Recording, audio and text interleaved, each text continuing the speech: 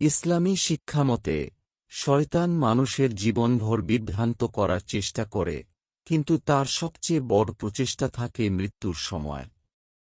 কারণ এটাই মানুষের জীবনের শেষ মুহূর্ত, এবং যদি সে এই সময় ঈমান হারিয়ে ফেলে, তবে তার চিরস্থায়ী ধ্বংস নিশ্চিত হয়ে যায়।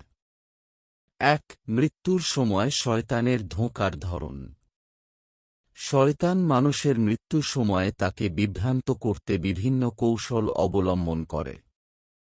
তার মধ্যে উল্লেখযোগ্য কিছু হল: ধর্ম ত্যাগের জন্য প্ররোচনা দেওয়া। শয়তান মৃত্যুপথযাত্রী ব্যক্তির কাছে এসে বিভিন্ন সন্দেহ সৃষ্টি করার চেষ্টা করে, যেন সে ঈমান হারিয়ে ফেলে।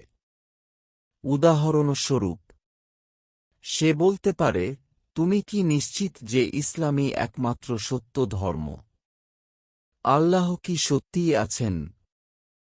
তুমি কি মনে করো মৃত্যুর পর কোনো জীবন আছে? ভিন্ন ভিন্ন রূপ ধারণ করা। হাদিসে বর্ণিত আছে যে শয়তান বিভিন্ন রূপ ধারণ করে মৃত্যুপথযাত্রী ব্যক্তির সামনে আসে। এমনকি সে তার মা-বাবার রূপ নিয়ে এসে বলতে পারে, বাছা, তুমি যে ধর্মে ছিলে সেটা ভুল ছিল। আমাদের পথে এসো, তবেই তুমি নাজাত পাবে। আশা এবং হতাশার ফাঁদ। শয়তান দুটি বিপরীত পদ্ধতিতে মানুষকে বিভ্রান্ত করার চেষ্টা করে। অতিরিক্ত আশা।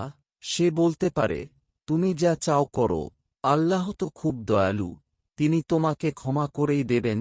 এতে মানুষ তাওবা করার প্রয়োজন অনুভব করে না। অতিরিক্ত হতাশা। সে বলতে পারে, তোমার এত পাপ, আল্লাহ কখনোই তোমাকে ক্ষমা করবেন না। কাজেই তুমি যা ইচ্ছে করো, কিছুতেই আর রক্ষা পাওয়া সম্ভব নয়। মৃত্যুপথযাত্রীর মুখ থেকে কালেমা বের হতে না দেওয়া। হাদিসে এসেছে, রাসূলুল্লাহ সাল্লাল্লাহু আলাইহি ওয়াসাল্লাম বলেছেন, যার শেষ কথা হবে লা ইলাহা ইল্লাল্লাহ, সে জান্নাতে প্রবেশ করবে। আবু দাউদ, তিরমিজি। তাই শয়তান সর্বোচ্চ চেষ্টা করে যেন মানুষ এই কালেমা উচ্চারণ করতে না পারে। এজন্য সে তাকে বিভ্রান্ত করে বা কথা বলার শক্তি কেড়ে নেয়। কিভাবে শয়তানের ধোঁকা থেকে বাঁচা যায়? মৃত্যুর সময় শয়তানের ধোঁকা থেকে বাঁচতে নিম্নলিখিত বিষয়গুলো মেনে চলা জরুরি। আল্লাহর উপর দৃঢ় ঈমান রাখা। নিজের ঈমানকে শক্তিশালী করতে হলে কুরআন হাদিস চর্চা করা জরুরি। তাওহীদ সম্পর্কে সুস্পষ্ট জ্ঞান থাকা দরকার, যেন শয়তান কোনো বিভ্রান্তি সৃষ্টি করতে না পারে। নিয়মিত তাওবা ও ইস্তিগফার করা। মানুষ গুনাহ করবে, কিন্তু শয়তানের ফাঁদে পড়া যাবে না। মৃত্যুর আগেই সৎ কাজ করা এবং আল্লাহর কাছে ক্ষমা চাওয়া উচিত। মৃত্যুর সময় লা ইলাহা ইল্লাল্লাহ বলার চেষ্টা করা। রাসূলুল্লাহ সাল্লাল্লাহু আলাইহি ওয়াসাল্লাম বলেছেন, তোমাদের মৃত্যুপথযাত্রীর কাছে কালেমা পাঠ করাও। মুসলিম। যদি কেউ অসুস্থ হয় বা মৃত্যুর নিকটে থাকে, তাহলে তাকে কালেমা পাঠ করানোর ব্যবস্থা করা উচিত। শয়তানের ধোঁকা থেকে বাঁচার জন্য দোয়া করা। রাসূলুল্লাহ সাল্লাল্লাহু আলাইহি ওয়াসাল্লাম মৃত্যুর কষ্ট এবং শয়তানের ধোঁকা থেকে বাঁচার জন্য এই দোয়া পড়তেন।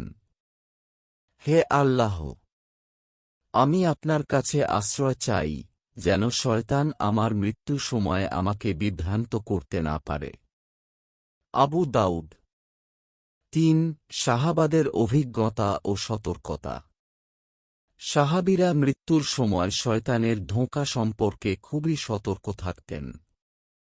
উমর ইবনুল খাত্তাব মৃত্যুর সময় বারবার বলতেন, আমি যেন ঈমানের উপর মারা যাই, হে আল্লাহ। ইমাম আহমদ ইবনে হাম্বল মৃত্যুর সময় অজ্ঞান হয়ে গেলে তার ছেলে তাকে বলল, বাবা, আপনি লা ইলাহা ইল্লাল্লাহ বলুন। তখন তিনি জবাব দিলেন, না, না।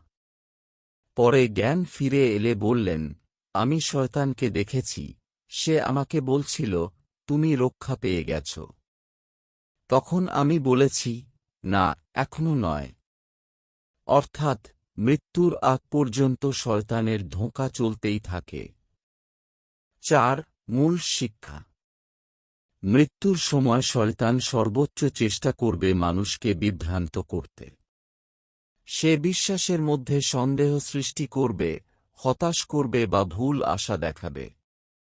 জীবনভর ঈমান শক্তিশালী করতে হবে, যাতে মৃত্যুর সময়েও ঈমান রক্ষা হয়।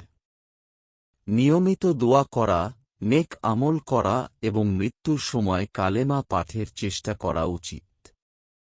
আল্লাহ আমাদের সবাইকে ঈমানের উপর মৃত্যু দান করুন, আমিন।